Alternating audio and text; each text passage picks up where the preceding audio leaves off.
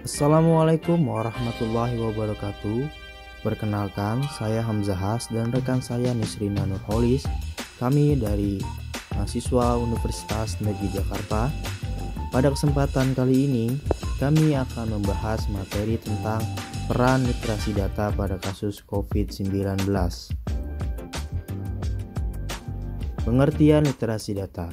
National Institute for Literacy mendefinisikan literasi sebagai kemampuan individu untuk membaca, menulis, berbicara, menghitung, dan memecahkan masalah pada tingkat keahlian yang diperlukan dalam pekerjaan, keluarga, dan masyarakat.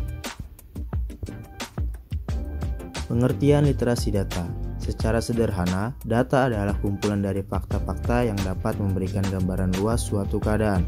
Data dikumpulkan melalui cara-cara tertentu, kemudian diolah sehingga menghasilkan suatu informasi yang jelas dan mudah dipahami. Data dibutuhkan dalam beragam bidang, mulai dari pergudangan, kependudukan, penjualan, penelitian, dan sebagainya. Pentingnya literasi data. Dalam sebuah penelitian, hampir semua pemimpin bisnis mengaku bahwa data penting untuk industri mereka 93% dan bagaimana perusahaan mereka saat ini membuat keputusan 98%. Literasi data menjadi sangat penting dalam persaingan global era industri 4.0. Hal ini karena data berperan sangat penting dalam pembuatan suatu keputusan yang lebih baik, sehingga para penggunanya tidak kalah saing. Kasus pandemi COVID-19.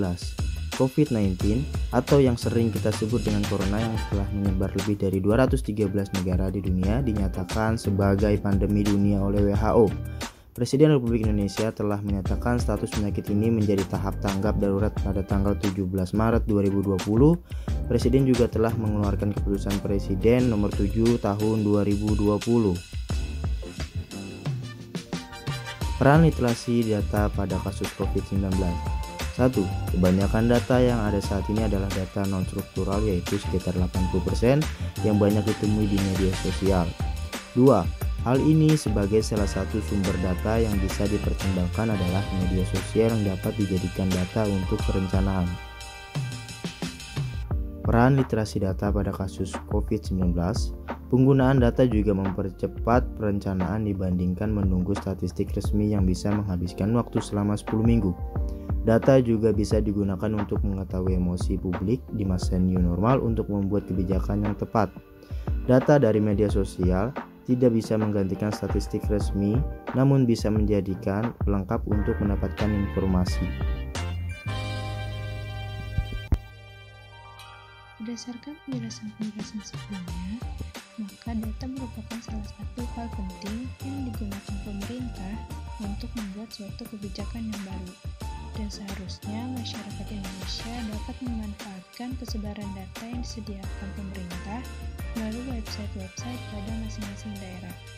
Seperti pada website informasi resmi nasional di Kota Jakarta pada website corona.jakarta.go.id. Pada laman tersebut, masyarakat dapat dengan mudah membaca informasi terkait kondisi penularan COVID-19 di Indonesia, khususnya di Kota Jakarta. Dan dalam data-data yang tersedia, dengan sumber data yang digunakan mengenai data positif berdasarkan wilayah, jenis kelamin, usia, gejala, dan komorbid bersumber dari update yang dikirim oleh Pusdadin Kementerian Kesehatan daerah. Selain itu, masyarakat Jakarta juga dapat mengetahui informasi yang terbaru dan terpercaya dari laman tersebut, seperti mengetahui pemberlakuan PSBB terbaru dan pelanggarannya, lalu kualitas udara di Jakarta terkait COVID-19, dan juga dashboard aduan terhadap virus serta dampak pada transportasi darat seperti kemacetan, dan informasi lainnya yang dapat ditemukan pada laman tersebut.